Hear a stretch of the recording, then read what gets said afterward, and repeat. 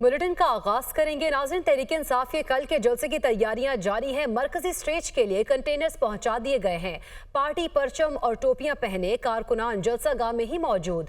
उमर अयूब और आमिर डोगर समेत कई अरकान असम्बली भी पहुंच गए। ऑपोजिशन लीडर कहते हैं आज रात जलसे की चांद रात होगी। इस वक्त जलसा गाह में क्या सूरत हाल है और कैसी तैयारियां जारी हैं और कहां तक ये तैयारियां पहुंची हैं, वहां मौजूद है हमारे नुमाइंदे वकार अली सैयद। उनसे जानेंगे। वकार अली, बताइएगा, जिस तरह से कहा जा रहा है कि आज जलसे की चांद रात है, तो किस तरह की तैयारियां देख रहे हैं आप? जी बिल्कुल, पाकिस्तान तहरीक इंसाफ की जानिब से एक 2 साल के बाद तकरीबन शहर इक़्तिदार में जो है वो जलसा होने जा रहा है। और ये जलसा एक ऐसे वक्त में होने जा रहा है जबकि मुतअद्दिद बार कोशिशों के बावजूद जो है वो जलसे की इजाज़त नहीं दी गई थी। आज ये जो जलसा गाह है ये तकरीबन 50 कनाल पर मुहित है। हालांकि जलसा गाह को देखने में छोटा जो है वो दिखता है, ताम उसके बावजूद भी इस वक्त पाकिस्तान तहरीक इंसाफ के कारकुनान की बड़ी तादाद जो है वो जलसा गाह जो है पहुँच चुकी है। इसके अलावा जो मरकजी कायदीन है वो भी वक्तन फवक्तन जो है वो जलसा गाह का दौरा कर रहे हैं। आपसे कुछ देर कबल बैरिस्टर गौहर जो है वो आए थे और उन्होंने इंतजामात का जायजा लिया। साहबजादा हामिद रजा, जैन कुरैशी, इसके अलावा जो है वो इससे कबल अपोजिशन लीडर उमर अयूब, जबकि जो आमिर डोगर है वो भी यहाँ से होकर गए हैं। जलसे के इंतजामात से मुतल्लिक 200 फुट पर मुखीत एक स्टेज जो है वो तैयार किया जा रहा है, जो मरकजी स्टेज होगा, जिस पर जो महमूद खान अचकज़ई का जो अलायंस है उस समेत पाकिस्तान तहरीक इंसाफ की जो मरकजी क़यादत है वो मौजूद होगी। इसके अलावा जो है वो मरकजी क़यादत भी मौजूद होगी। बहुत शुक्रिया वकार, आप हमें आगाह कर रहे थे। जबकि चेयरमैन पीटीआई बैरिस्टर गौर कहते हैं कि कल संगानी के मकाम पर इस्लामाबाद का सबसे बड़ा जलसा मुनक्किद होगा। जलसा पुरअमन होगा, यहाँ लॉन्ग मार्च नहीं होगा। जलसा अदलिया की आज़ादी के लिए होगा। तमाम इत्तेहादी जलसे में मौजूद होंगे। उन्होंने मज़ीद क्या कहा, आइए जानते हैं। ये जलसा पुरअमन होगा, ये सिर्फ जलसा होगा। यहाँ से कोई लॉन्ग मार्च नहीं होगा, यहाँ धरना नहीं होगा।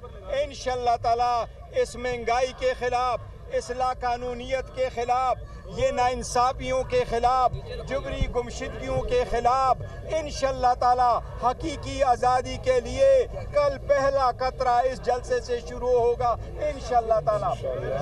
खान साहब आज आपकी आज़ादी की खातिर जेल में है। इंशाअल्लाह ताला उनके जेल में रहना आखिरकार रंग आएगा। मुस्लिम लीग नून के रहनुमा तलाल चौधरी ने कहा है कि जलसा जरूर करें लेकिन इंतशार ना फैलाएं। इस्लामाबाद में कारोबारी जिंदगी बंद नहीं करने देंगे। ये लोग पाकिस्तान में अफरा तफरी फैलाना चाहते हैं। पीटीआई रंगबाजी और शुबदाबाजी कर रही है। पीटीआई वाले दिन रात रंग बरंगी बड़के मारते हैं। उनकी सियासत अडियाला के मुजरिम के गिर्द घूमती है। मजीद उन्होंने क्या कहा है, आइए आपको दिखाते हैं।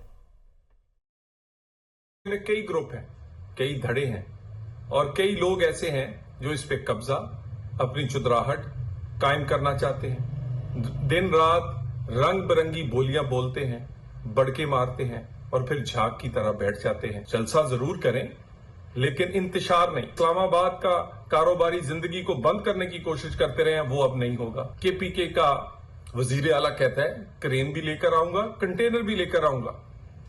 भैया आप अपनी 6 महीने की कारकर्दगी लेकर आए, अवाम के सामने रखें कि इस 6 महीने में क्या डिलीवर किया है, केपीके के अवाम को क्या दिया है।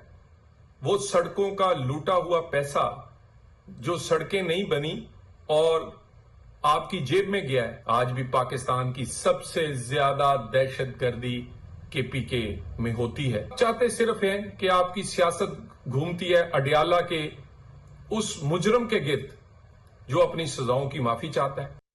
पाक बहरिया के जंगी जहाज़ों शमशीर और हैबत का दौरा यूएई। जंगी मश्क नस्ल बहर में शिरकत। पाक बहरिया के जहाज़ों का यूएई बहरिया के अफसरान और पाकिस्तानी सफारत खाने के हुक्काम ने इस्तकबाल किया। मिशन कमांडर की कमांडिंग ऑफिसर्स शमशीर और हैबत के साथ मेज़बान अस्करी क़यादत से मुलाकातों के दौरान बाहमी दिलचस्पी के पेशा वराना उमूर और दो तरफा बहरी ताउन पर तबादला ख्याल किया गया। बंदरगाह पर क़याम के दौरान मुत्तहिदा अरब अमारात के मुआविन वज़ीर सलामती और मेरीटाइम अफेयर्स मुसल्लह अफवाज की आला क़यादत, पाकिस्तानी सफ़ीर, पाकिस्तानी कम्युनिटी और तलबा ने जहाज़ का दौरा किया। दौरे की आखिर में दोनों ममालिक के बहरी जहाज़ों ने मुश्तरका बहरी मश्क नस्ल बहर में भी हिस्सा लिया। मश्क का मकसद दोनों बहरी अफवाज के दरमियान बाहमी ताउन को बढ़ाना और ऑपरेशनल तैयारियों को बेहतर करना है। पाक बहरिया के जहाज़ों के इस दौरे से दोनों ममालिक के माबैन दो तरफा ताल्लुकात को मज़ीद फ़रोग़ मिलेगा। और नाज़रीन, आगे बढ़ते को बताएं कि बानी पीटीआई पाक इसराइल ताल्लुकात कायम करने के लिए मौजूद शख्स है। बानी पीटीआई ने गोल्डस्मिथ फैमिली के जरिए इजरायली हुकाम को पैगामात भेजे। पैगाम में पाक इसराइल ताल्लुकात मामूल पर लाने के लिए इशारा दिया गया। इजरायली अखबार का दावा है ये, और इजरायली ब्लॉगर ने यह लिखा है कि बानी पीटीआई के ताल्लुकात और मुनफरिद सोच ताल्लुकात में किरदार अदा कर सकती है। मगरब और इस्लामी दुनिया में फासले को कम करने की बानी पीटीआई में सलाहियत है। इजरायली ब्लॉगर ने मुतालबा किया है कि बानी पीटीआई को दोबारा सियासत में हिस्सा लेने के लिए फ्री हैंड दिया जाए। सियासी तज्जिया निगारों के मुताबिक सेहूनी लॉबीज बानी पीटीआई की रिहाई के लिए मुतहरिक हो चुकी हैं। उनका कहना है कि यह अखबार इजरायली हुकूमत की इजाज़त के बगैर कुछ नहीं छापता। नाज़रीन, सदर मुमलिकत आसिफ अली ज़रदारी ने वफाकी दारुल हुकूमत में जलसे जुलूसों को रेगुलेट करने से मुतालिक बिल पर दस्तखत कर दिए। सदर के दस्तखत से बिल कानून बन गया, फौरी नाफिजुल अमल होगा। कौमी असम्बली सेक्रेटेरिएट ने गज़ट नोटिफिकेशन जारी कर दिया। सदर मुमलिकत आसिफ अली ज़रदारी ने वफाकी दारुल हुकूमत में जलसे जुलूसों को रेगुलेट करने से मुतालिक बिल पर दस्तखत कर दिए। इसके अलावा सदर के दस्तखतों से बिल कानून बन गया, फौरी नाफिजुल अमल होगा। कौमी असम्बली सेक्रेटेरिएट ने गज़ट नोटिफिकेशन के लिए कॉपी भी भिजवा दी। कानून को पुरअमन इज्तिमा अमनो आमा का नाम दिया गया है।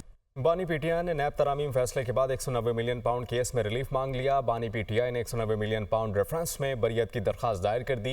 एहतसाब अदालत ने बानी पीटीआई की बरियत की दरख्वास्त पर फरीक़ैन को नोटिस जारी कर दिए। एहतसाब अदालत ने बानी पीटीआई की दरख्वास्त पर समाअत 10 सितंबर तक मुलतवी कर दी। इसके अलावा एहतसाब अदालत इस्लामाबाद के जज नासिर जावेद राना ने इस केस की समाअत की। रहनुमा MQM पाकिस्तान फारूक सत्तार का कहना है कि ताजरों से पहले वडेरों और जागीरदारों की आमदनी जाहिर होनी चाहिए।